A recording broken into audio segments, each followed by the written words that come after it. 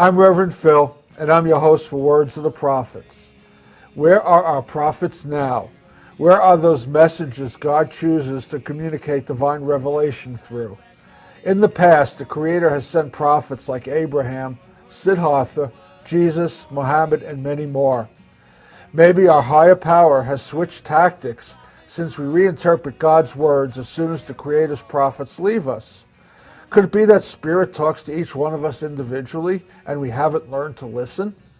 On Words of the Prophets, our modern prophets show us how to find the internal prophet that is the I Am, and we discuss the application of spiritual principles in all aspects of our lives. Love and light, everybody. I'm Reverend Phil, and I'm your host for Words of the Prophets. Today, my guest is Reverend Dr. Bernardo Monserrat, who is the Senior Minister of the Center for Spiritual Living here in Santa Fe. Welcome, sir. Thank you, Phil. Those of you who have been around from the very beginning will know, good Reverend, you were on my third show, my fourth show, something like that, when we first started doing TV, and we did a few shows together back in the days of radio. Right. And today we're going to do a topic that is called Build Your Faith, and that topic is coming from it's the cover of the book that Reverend Bernardo wrote, which is Faith Until You Make It. And the entire subtitle reads, Build Your Faith One Doubt at a Time. So we're going to be talking about faith, what it is, various aspects of faith, because faith is not just one thing, and that's the beauty of this book. But before we even get into that, how about just telling us a little bit about you, your path to ministry, and then we'll bring it into why and how you wrote the book. Well, it's good to be back with you, Phil. It's always a pleasure to exchange ideas, and whenever that happens, more creative things happen. So let me give you a little bit of background. I came into this way of thinking some almost 40 years ago now, and in the process of studying and doing spiritual practices such as meditation and breath work and lots of study, I came to an epiphany, if you would, doing a particular or a concentrated spiritual practice. It was a seminar that I was doing in a retreat form, and that was in 1975.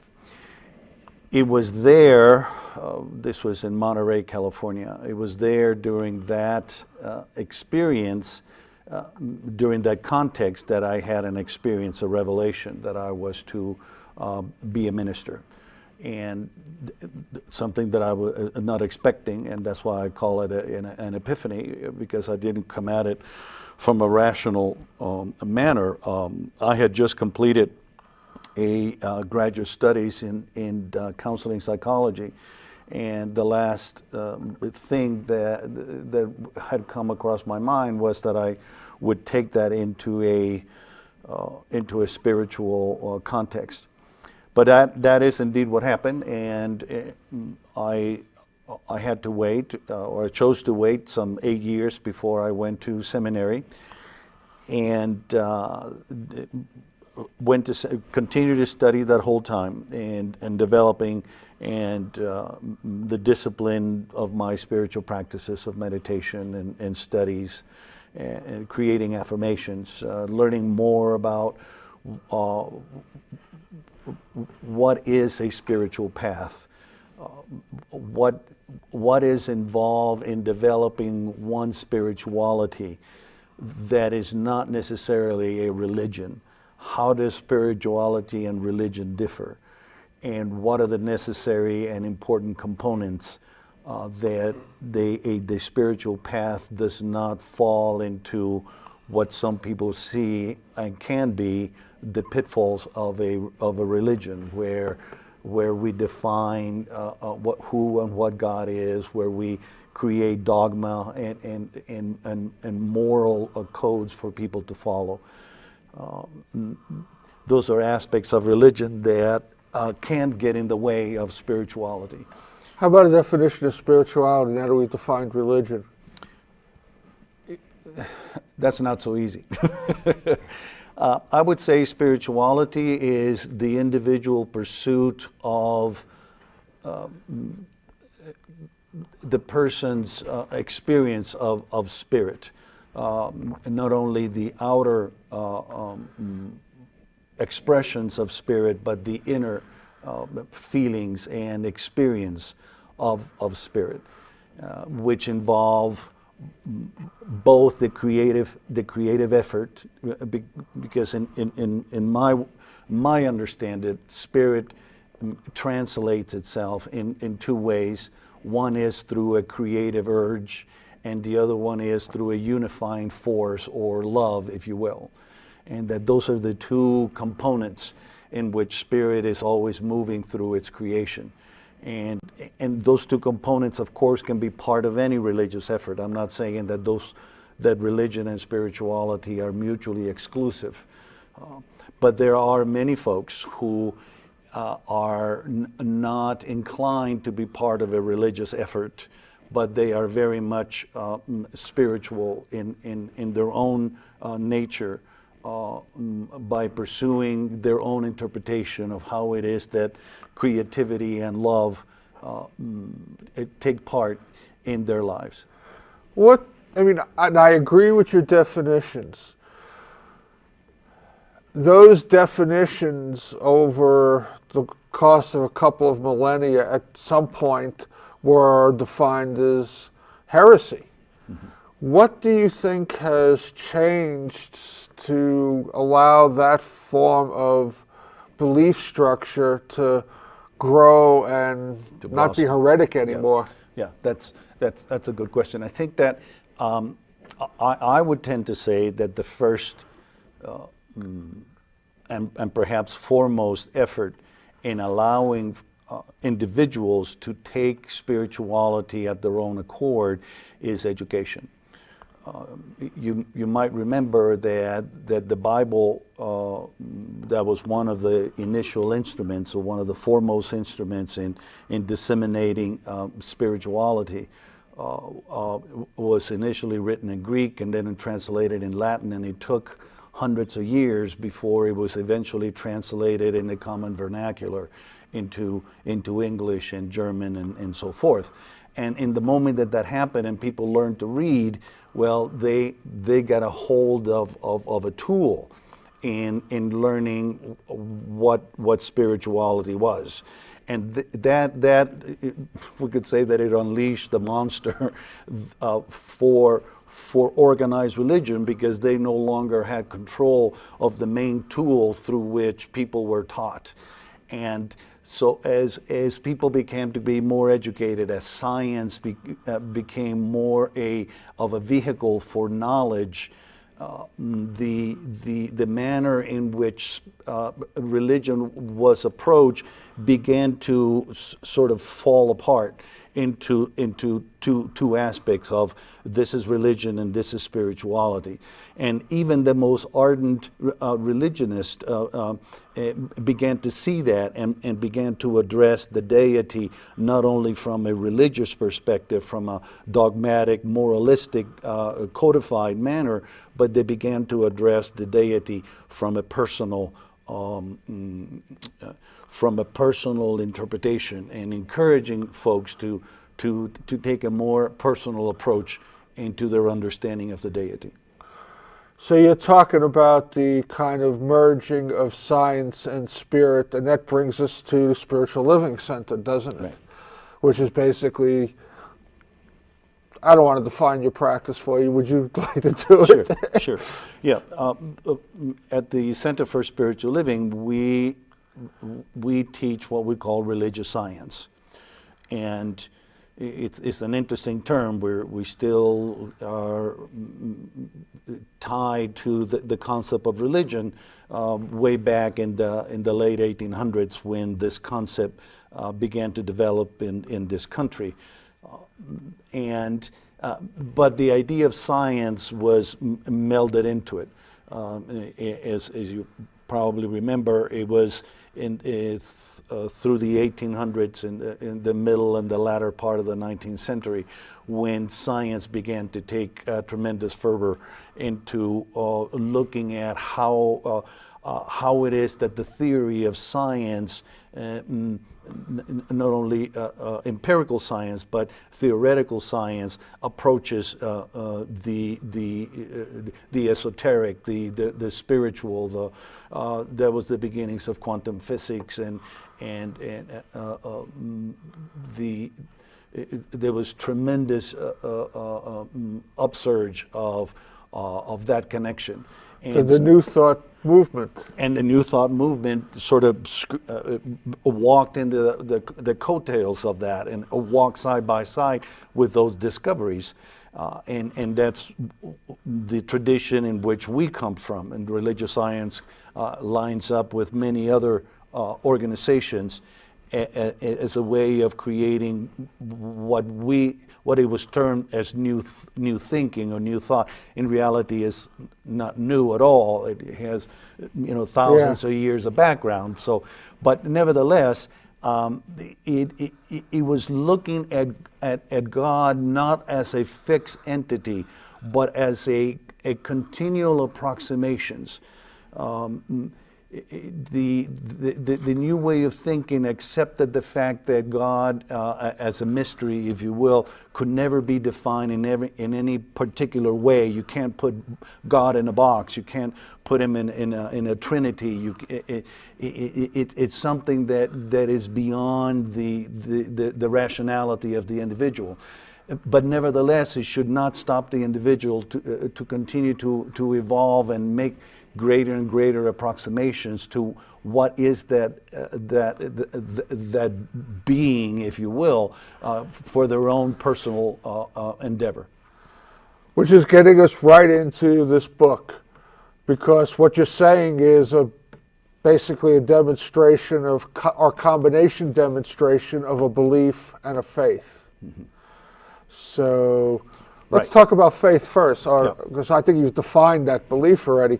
How would you define faith?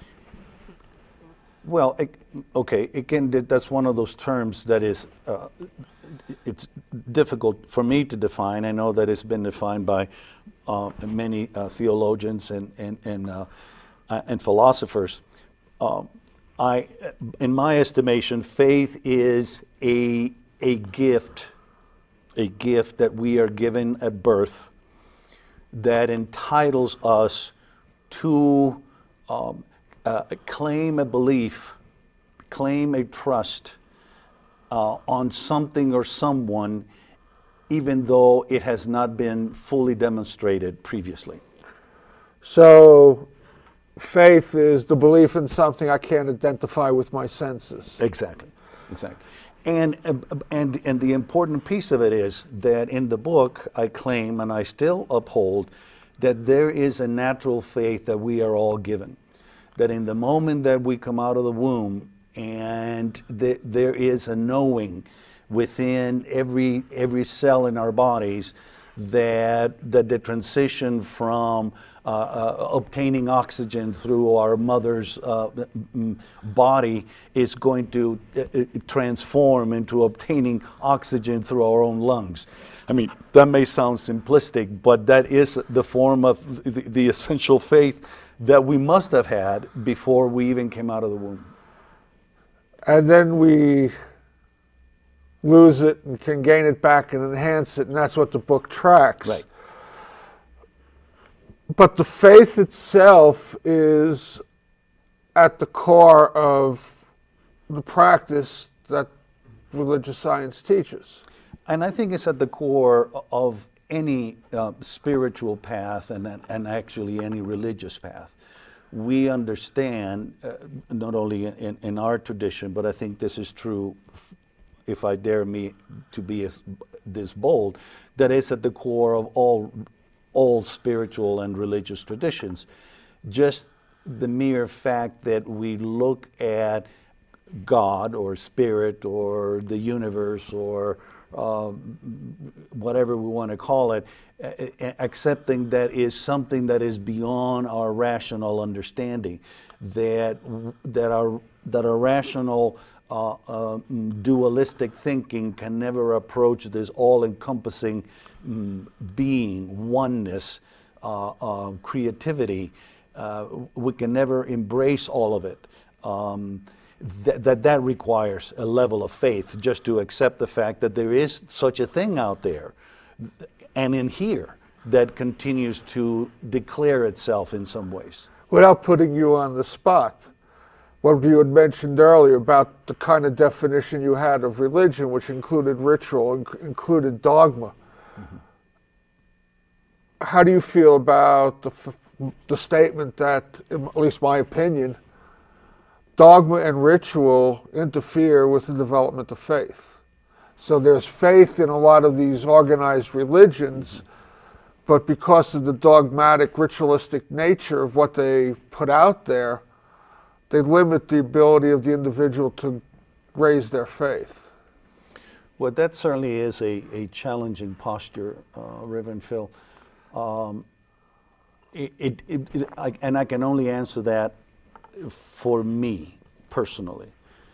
I know that in having grown up with that kind of background, in that kind of religion, it came a point that for me it got in the way, and I had to sever my ties with it and venture out on my own to pursue the growth of faith as I dared to understand it. However, that doesn't mean that is so for every person. I now, as I grow in my own spiritual adventure, I can see, and I'm much more accepting that there are individuals who do need that, who do need the ritual and the dogma. They do need the structure in order to keep their faith in a path, mm-hmm. rigid as it may be. It's something that for me it doesn't work, but I can accept the fact that for them it not only does it work, but it may be absolutely necessary. Okay, so, and I want to talk about this book for a second, and I know the cover is going to be flashing, and the book can be gotten at your facility. Can it be gotten anywhere else? Yes, Health Communications Incorporated published it, so you can go on their website, okay. Health Communications HCI, and they can purchase that directly from their website. Okay, it's a wonderful book, and I'm going to bounce around through this book for a second. You have a section right at the beginning, it's what is faith, and you have a evolution of faith matrix, which I think is one of the most fantastic things to really capture the distinctions of the four types of faith you talk about. Mm-hmm. And let me just mention them. We have natural faith, which we'll get into a little bit more. Then there's lost faith, which seems to be a sequence. Mm. I think most people lose it. I don't think they really retain it. Then we get into educated faith, mm-hmm. and then we get into mystical faith. And was that sequence of my own creation, or was that intentional? I mean, am I just seeing it, or was that part of the way you designed the book? That is the backbone of the book, and that is the backbone of the theory that I propose, and that, as I mentioned earlier, that the natural faith is a faith that is a gift that is given to us. If the listener is familiar with the concept of grace, which is a gift that we all continue to receive throughout our life in an unexpected manner. Faith, that natural faith, is a gift from grace, if you would, and we're entitled to it, and it's the same faith that we use, for instance, when we come to a stoplight and the light turns green, and we have the faith that the people that see the light red will make a stop while we go across. Well, that takes faith when you think about it. You know, why why would we continue through the intersection? It's because we trust that people are going to stop on the other side. So that's the natural faith that we use not only in regards to God, but we use to survive and to make a living and to even get up every morning and proceed with our day. That's natural faith. Those basic expectations. Exactly. Yeah. So I'm born with faith. Why do I lose it? We lose it because of just exactly what you said. The mind has expectations. We can't help but have expectations. We want things to happen how we want them to happen and when we want them to happen. That's basically what an expectation is. That's what the mind does. It does it all the time, whether we're aware of it or not. We want our lives to turn out in a certain manner, and that creates an expectation. When our lives don't turn out as we expect them to do, which involves, that expectation involves faith, as you said, when it doesn't turn out that way, then then our faith takes a ding, if you will. It takes it's marred in some manner. Now, and those are just daily expectations. Now imagine a huge trauma, like for instance when we get abused or we get robbed or we're betrayed or our country behaves in a manner in which we consider to be irresponsible. Well, that's when our faith really starts to erode, and so that natural faith is insulated in some ways by these disappointments that we experience. I want to back up. You were talking originally a little bit a while ago about the concept of duality. Mm-hmm. Can you define that? And then I want to talk about how that relates to faith, natural faith, and how it gets lost. Sure. Duality is the way in which our rational mind deciphers the world. Duality is good versus bad. In other words, involves judgment. Good versus bad, up versus down, right versus wrong. That's dualistic thinking. And that is the way in which our rational mind thinks all the time. I would tend to say that most individuals, most of the time, are in dualistic thinking. Rarely are we able to transcend that dualistic thinking into non-dualistic thinking, into that kind of experiential, because then it stops being thinking and then it becomes a knowing. That knowing that we've all have had at one time or another, where we feel fully connected, either with another individual or with the entire world.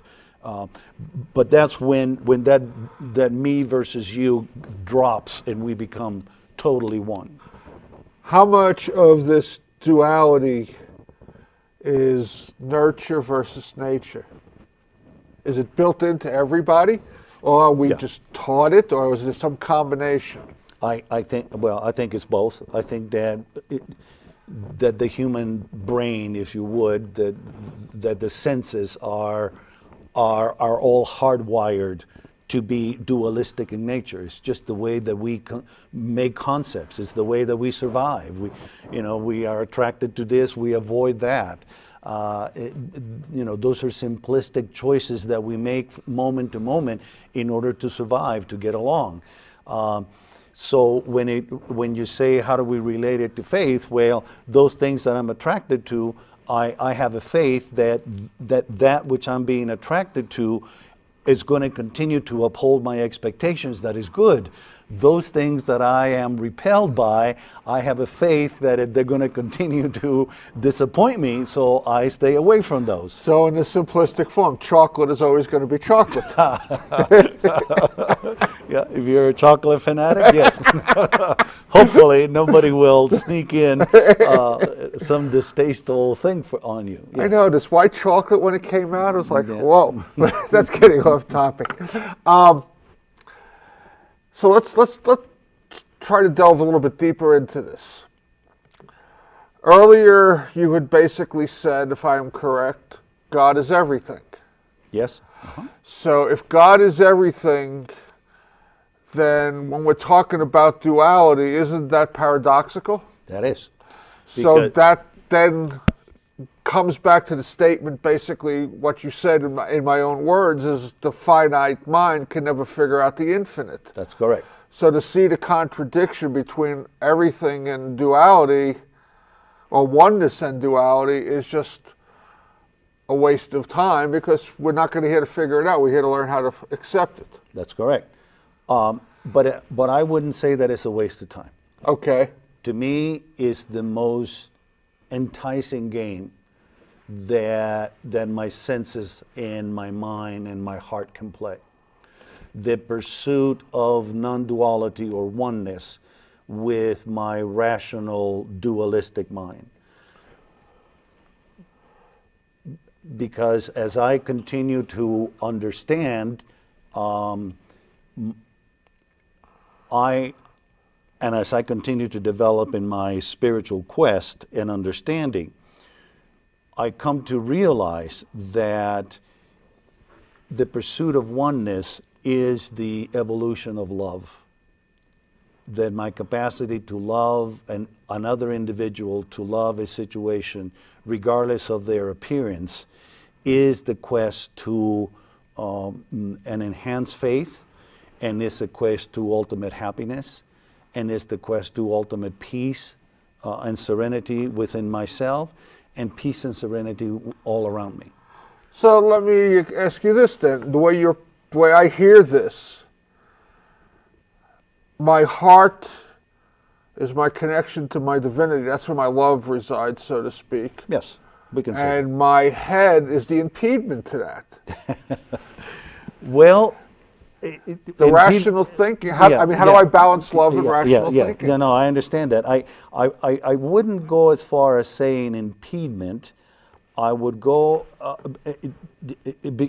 but yes, in some cases it can, and for many individuals it does, because they are solely when you are solely functioning from your rational mind, and you fail to accept your heart and your heart connection, then it becomes an impediment. It becomes an impossibility to allow your heart to grow and expand in that loving fashion. So there is a form of competition, and that in some ways is the best expression of the game, of how does my heart gain a place in my thinking structure, so that they can walk side by side and make equal gains in the progression of my life, so that I am not being, so that balance that I create between my head and my heart can get me to the recognition of spirit and the enhancement of faith. And that's where the next step of faith is to study. Is an educated faith, because this can be learned. You know, when you were asking how much is nurture and how much is nature, there's a lot of nurture involved in this process. Let me back it up though. I've lost my faith. I've been traumatized. Right. How do I get it back? Why would I even start looking for it? Well, because as I see it, and now I'm speaking as a psychologist, what gets traumatized is what I, as a minister, call our soul, which is that aspect of my psyche that holds on to the memories and the concepts and my experience of life. It's sort of stored there in my in my soul, which is subconscious, which is unconscious in many ways. that natural faith that now has been, insulated by the trauma, is going to continue to want to pulsate it back to its natural state. It's just like if you were to cut your finger, every cell around that cut is going to begin its healing process. You don't even have to think about it. You know that it's happening. That's the way it's regulated. That's the nature in you, in your body, where the psychic is exactly the same. Your psychic is seeking to bring the natural faith back, and if we but just give it permission to do that, then the natural urge of the psychic of the soul will bring it to its healed, restored place. Would it be fair to say then at least one of the purposes of the concept of duality is to have, I'll call it the lower self, challenge the higher self to grow? Yes. So this is divine design? Absolutely. I have no doubt in my mind that the divine design, that the way that whoever that infinite beingness is originally structured it, created duality in order to give us free will, because that's the biggest part of the game, as you probably know. What do I choose to listen to? Exactly. Yes. That's what duality is. I got freedom to be attracted to something, to be repelled by something. That old cartoon I used to see with the angel on one shoulder and the devil on the other shoulder, and they're both talking. And who am I listening to? That's right.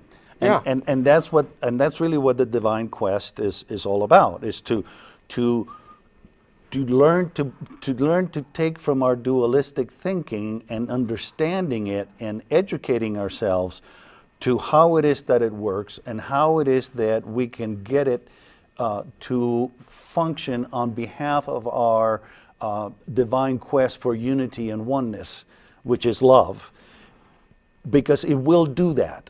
We can surpass its stubbornness, if you will. To get stuck in a particular choice. We can re-choose at any moment in our lives a particular belief system that has attracted us, or dispel or let go of a particular belief system that has been repelling us. We can re-choose that. So with that in that statement, is that the description of religious science? That is one of the.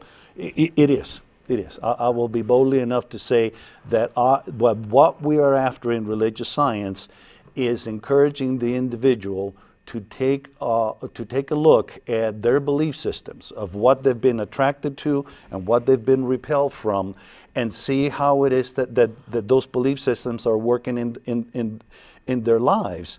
And to rework them. And we teach them how it is that the mind is structured in that way. We encourage them to empower themselves, to rework those belief systems, so that their pursuit of oneness can be exacerbated, if you will, can be renewed, and they can feel empowered, and they can go out in the world and love the way that they're capable of loving. Okay. So the third step along the way is educated faith. Mm-hmm. Can we go, isn't educated faith necessary as whether I lose the faith or not? I have to educate myself to some extent? Or do I just go from natural faith to mystical faith, which is the fourth one? I wish it could be done that way. And I imagine some people can. That some people can go from their natural faith to their mystical faith. And there are the saints whose life can be described for whom that happened. Hindu saints and Christian saints and so on. Mm-hmm. Unfortunately, most of us because of the training that we receive to use our dualistic thinking as a way to survive, we come to rely on those choices, and expectations that we've been talking about. And in the moment that we create expectations and we start practicing our free will for survival purposes, we are bound to be disappointed. We are bound. Our faith is bound to take a hit in a negative fashion. And unless we unless we understand that our natural faith is absent, that we're lacking it. Let's say, for instance, a person goes through a divorce and goes through a brutal divorce and come out with a broken heart. That person is going to be maybe reluctant to re-engage in a relationship and get to know someone else in an intimate way and sort of open their hearts to that person. Well, that's a great example, for instance, of someone who has lost their natural faith on relationships and the reciprocal nature of romantic love or love of any nature. And that person must come to learn not only what happened, but how they participated in it, and what other healing powers lie within them that can bring them out of that lack of faith. How, for instance, how it is that forgiveness, which is a huge healing power that exists within all of us, how it is that forgiveness can restore their natural faith and open their heart once again to a relationship. That's an example. So also, let me just run this by you and get your opinion. I am basically in romantic love diverting my spirit from inside to outside. So is that not the lesson?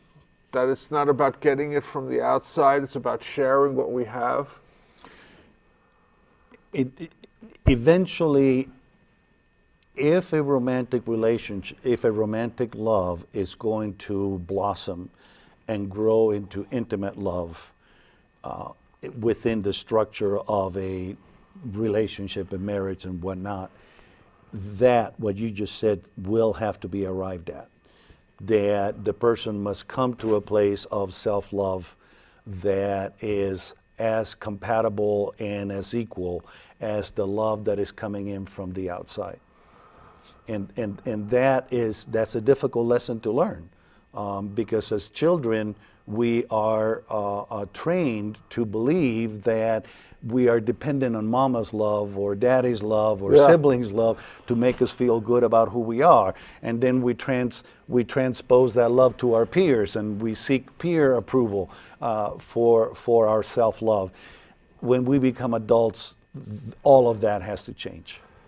It's interesting. There was a gentleman by the name of Emanuel Swedenborg, who wrote a lot about love, and I think it had a lot to do with his training in Latin, because he came from a family of clergy, high up clergy, and I think Latin has 12 or 13 different words for different types of love.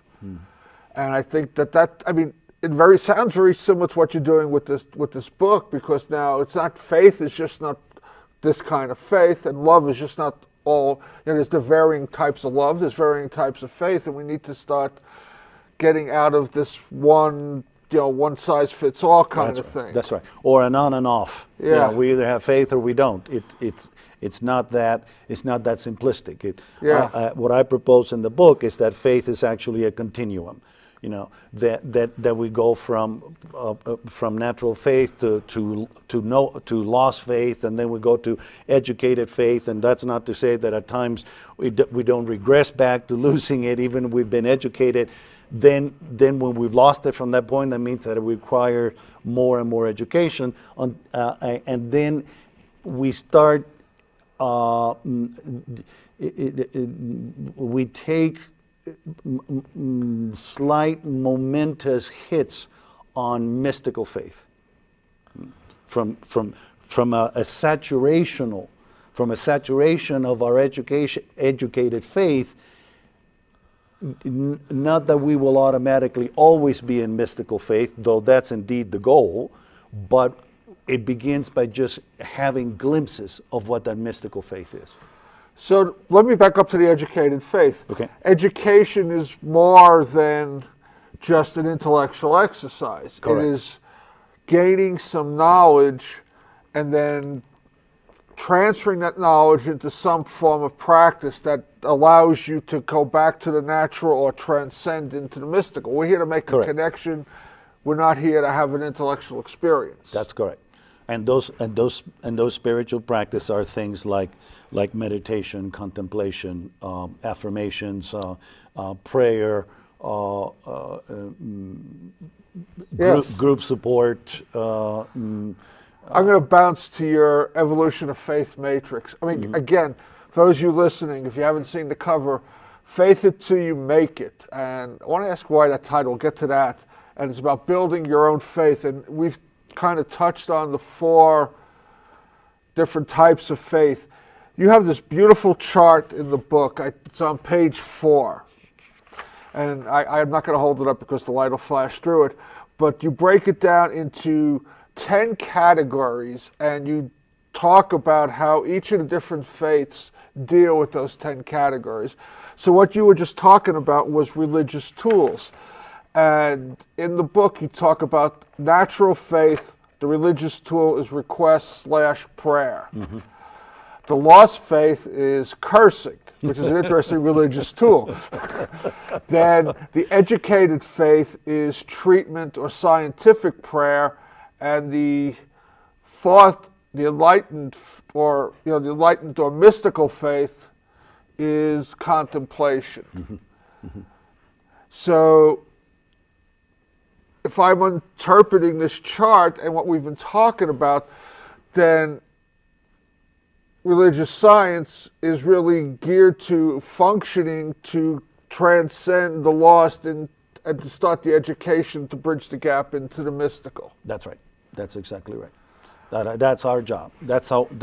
We see our job of moving the individual not only from their lost faith up into the mystical, but also from their natural faith into the mystical, and to continue the educational process. In other words, teaching the individual and encouraging the individual to their continued approximation towards their deity, their idea of their deity, so that they can begin to experience the fullness, the full power of their faith. How do you do that? Well, we teach. We teach how it is that the mind works. And this is based on? This is based on what religious science, the person who responsible for writing the philosophy, it was Dr. Ernest Holmes. When he originally wrote it, he coined it science of mind. And his initial effort was to teach individuals of how the mind works. And not only the rational mind, but he talked about the mind that also included the heart. And if the individual can learn how it is that their thinking and feeling is constantly creating either obstacles to their faith or reinforcers to their faith, if they can learn how it is that they're doing that through their thinking and feeling process, that's the education that it's necessary in order to move them out of lost faith or to enhance their natural faith into this connection, this mystical faith, which is total unity with their spiritual essence. So the title, Faith It Till You Make It, is about this whole process. Yes. So it's not just about obtaining faith, it's about the transition into the enlightened mystical faith. Exactly. So we keep trying. Like you said, we go back and forth. Sometimes we lose it. We re-educate ourselves. We go a little bit deeper. Besides Ernest Holmes, is there any other educational tools that you folks use? Well, we use anything that falls along those same lines. We definitely we do not claim to be the only path that encourages the individual in that direction. We know that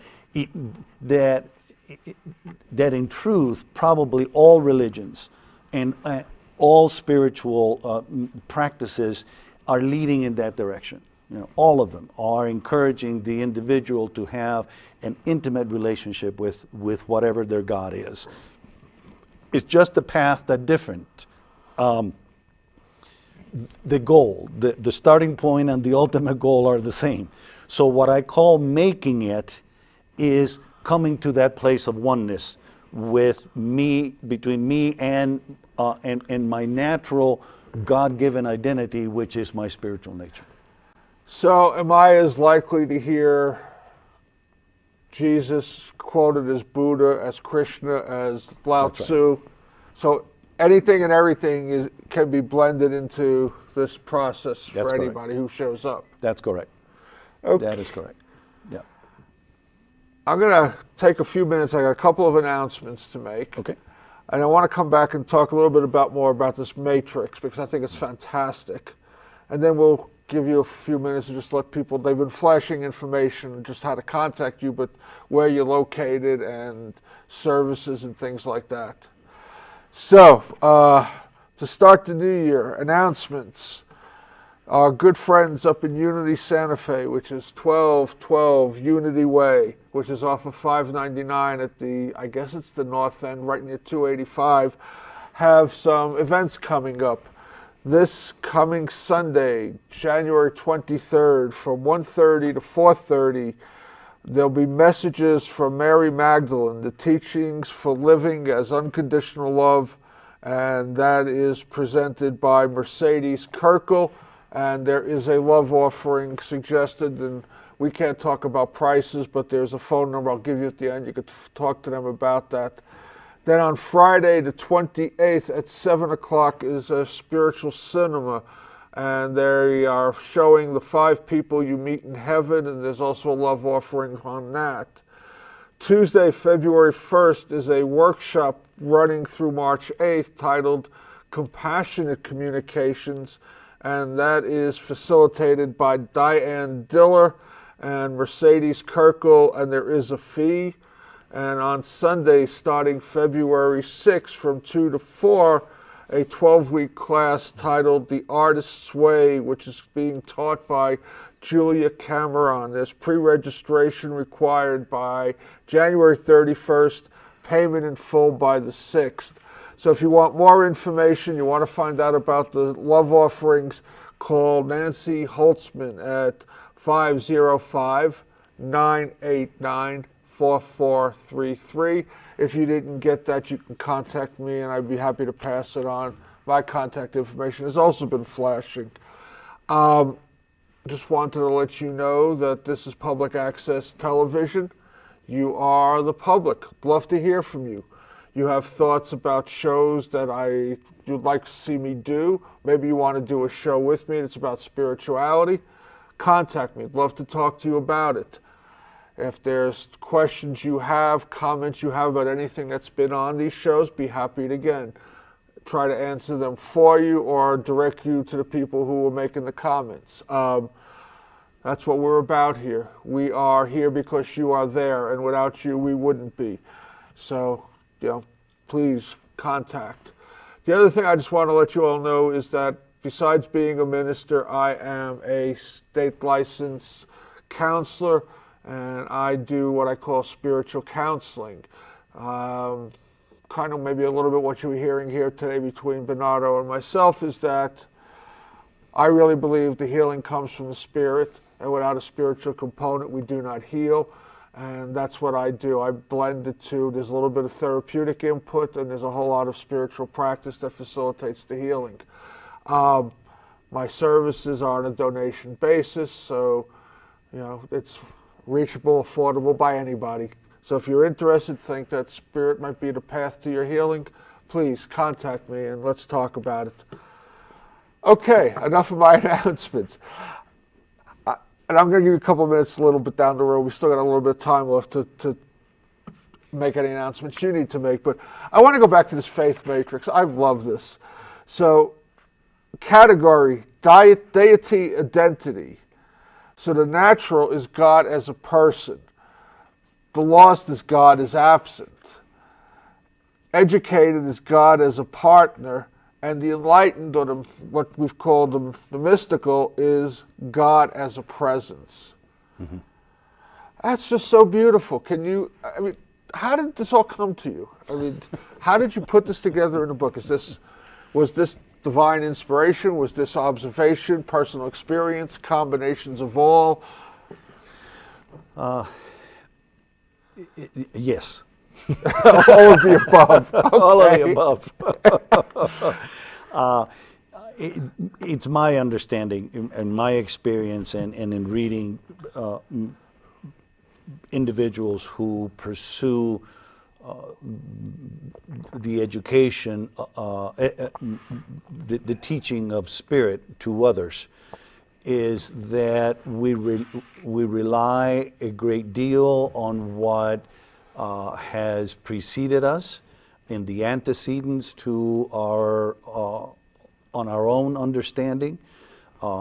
That there is also the component of our own, not only our own studies, but our own understanding. And then there's also the enlightenment, our own creativity in how do we take that information and reshape it and reform it in a manner in which not only makes sense to us, but hopefully it'll make sense to our students. These concepts, when I began to take a hard, long look at faith, that matrix that you're reading from was approximations of what makes sense. What would make sense to a student? In other words, how do I take a student from point A to point D? What are the dots, and how can I help them connect the dots in a manner in which the faith that is required to move from one dot to the next does not exceed their capacity to find courage and through understanding and through their natural impulse. That is the gift of every teacher, of learning how to do that, of learning how to connect the dots in a way that students are willing to make the jump from one dot to the next. I like the part about God is absent. Years ago, I used to work in a treatment center, and I was given divinely, I believe, from kind of some what you're talking about. I called it the chain of abuse, and it started with trauma, and it went through a series of steps. At the bottom step, basically, was dissociative behavior. Right. And one of the in the between steps was we didn't stop believing that God existed. We stopped believing that God cared about us, loved about us, that God would intercede in our life. Is that what you mean by God is absent? Yeah. Yeah. In other words, whatever we believe God to be, whatever we believe, whatever qualities we had attributed to God, now they're no longer there.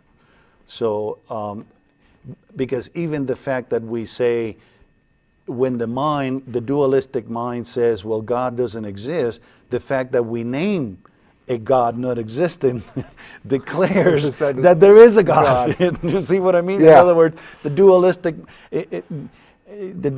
mind cannot fall.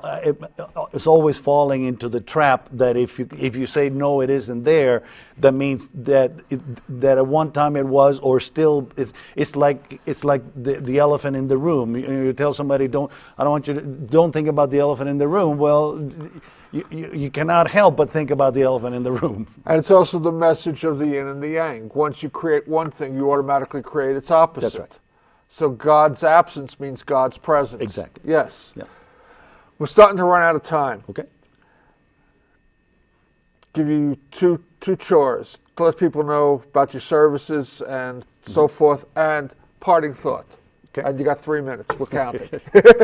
So as we mentioned earlier, I am the senior minister for the Center for Spiritual Living here in town in Santa Fe, and I've been there over 20 years.